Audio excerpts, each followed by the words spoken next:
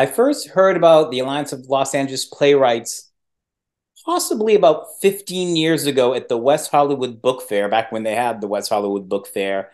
And I stumbled upon their booth, and I was unaware that there were such groups for playwrights. I'd been involved with some writing groups, but I'd never quite heard one that was just about playwrights.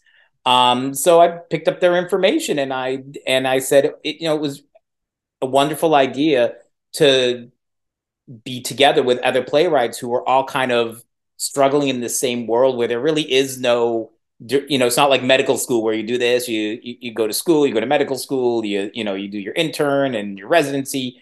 There's no clear path for playwrights. So it was wonderful to be able to meet playwrights of all different, sizes. And, when I went in there, some people thought I was so far ahead of everybody else. And I'm just like, I just feel like I'm going day by day. But it was just wonderful to be able to meet other people, talk about ideas, and talk about how to make the next thing happen and how to make this happen. And that they also did some, it was, or just to be social, just to hang out with other playwrights who kind of know where you're coming from and know, oh, I have to do this, but then I have a day job and all this other stuff. So it was just great to meet a whole bunch of people with like minds, and the cheese and champagne didn't hurt either. I think ALAP offers a lot of very important programs for the theater community. I mean, this being one of them. It's a yearly program where we get to hear new voices telling stories of the community.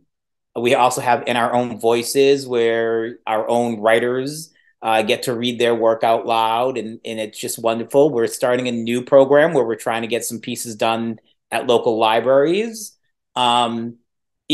Unfortunately, the pandemic put a kibosh on a lot of the programs we used to do, and I hope we see them come back. We used to do write outs where we'd go to a cafe and we'd all write together and talk a little bit about our processes. But we have great happy hours where we sit, and we're splitting them. We're back to doing a couple in person. We're doing them virtually, and we'll sit and we'll discuss what's happening at that time. And we have some great panels that help the business end of writing. We have a big fall event that there's some workshopping there as well, but just great panels and a great opportunity to sit and chat with other playwrights. And it's just, I think it's great if you're a playwright or a writer, even actors and directors. We definitely need more of those to help figure out, especially now, how to make theater continue to thrive in Los Angeles. I think the reason to get involved with ALAP, rather you be a playwright or an actor or a director, is because it's just meeting other people. Of course, there's a lot of playwrights that's in our name, but there's people who come in and do from directing and writing.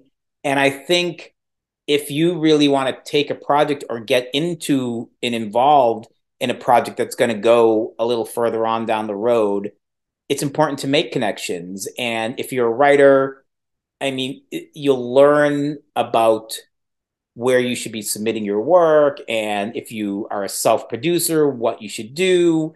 And again, directors is there's nothing better than me. I love when I go somewhere and I meet a new director, and if we share a vision, then yes, I want to be connected with that person. I want to work with that person. And especially, and then actors, if you meet someone who really seems to get the gist of your work, you're going to want to connect with them. But there has to be a place where these people get together, and ALAP is that place. So a couple of my favorite LA programs is, I mentioned the Berkowitz Foundation. That was, unfortunately, Dan Berkowitz, who was one of the big chairs and founders of ALAP, passed away a couple of years ago. And he used to have the best cocktail parties at his house. And he made those. Even though I drove, I'm like, I'm doing something afterwards because I know I'm going to need some time to walk off those Cosmos. And it was just our mixers. And again, yes, we all like it because there was a lot of cheese. And I mean, I could sit around the cheese table and just stuff my face like Homer Simpson. But what I like those is, and maybe it was the drink, but I know writers don't really need drink to talk about themselves. But you really felt like people were talking, people were engaging, people were excited for each other. And, you could say, oh, I got something, produced, and it's in this small play. And everyone's like, we don't, you're produced. It doesn't matter. And, like there were hundreds of other plays and someone chose your play. So it really is, it's always, that's a great place to have the community to understand where you are in writing, and how how what someone may not see as a big accomplishment is a huge accomplishment in this world. And then I'm not plugging this because it's coming up, but the ALAP WeHo Festival has always been one of my favorites because it's just great to have a place to have our stories being told. And it's now that it's back in person, it's even better because that was fun too. Again, getting a bunch of friends to come to the show, getting a bunch of friends to act in the show, and getting to hear is, I, as I said, I always write something new for it. So to hear something new that may go on to something else as well is always wonderful. And then afterwards is usually like milk and cookies, and just like, so you don't need the booze to loosen your lips. It's just sitting around with something in your hand, kibitzing with other playwrights. And it's just just wonderful to be able to chat with others. And again, I cannot express how excited I am that we're doing it again this year live in person.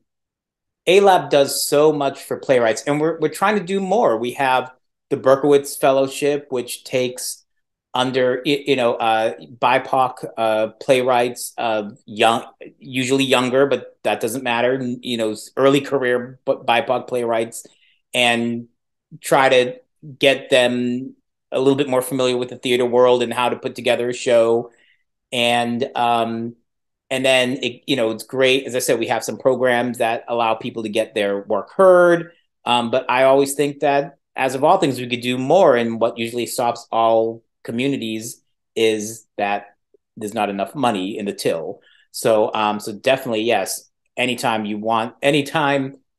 ALAP will be happy to receive any donations if you would able to make them. I know laplaywrights.org is our website. There's a big old donation button on there.